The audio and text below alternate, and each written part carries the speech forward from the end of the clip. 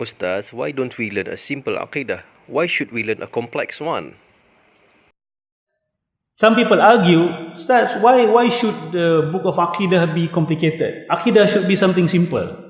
You believe in one God, you believe there are angels, books. Why make it complicated?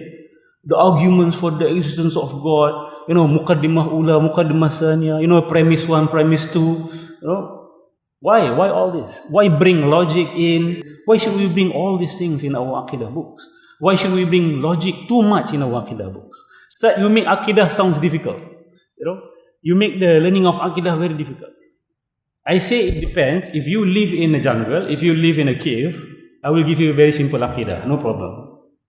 Okay?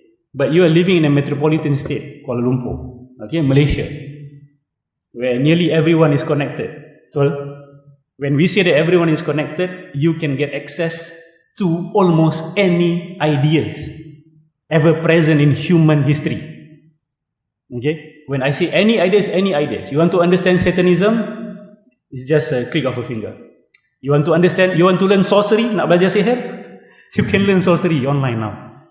In just 5 minutes, you can learn some important secrets of sorcery. This is the age we are living in.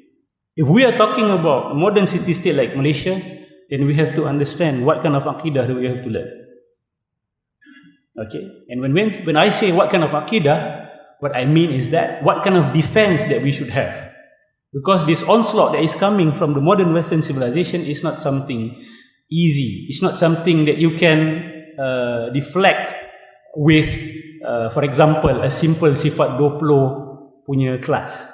You see? That people normally teach in mosque. Yang tanya banyak, hafal. Sifat 20, Allah wujud, qidam, baqa. This framework is a very powerful framework. But if it is not being, if you do not understand it deeply, then your immune system will not be strong. Okay? Imagine that we are living in a place where viruses are around. If your immune system is not strong, it's it. And we are living in the end times. Most of the scholars are saying Dajjal is just around the corner. So what kind of age we are living in now? Everyone knows, the age of Dajjal. And Dajjal's main attack, main target is of course our Aqidah. Because once our Aqidah is down, there's no point to anything else. If you have political power, but you don't have Aqidah, there's no point to it. If you have economic power, you don't have Aqidah, there's no point to it. So his point of target, the first target he will go for is our Aqidah.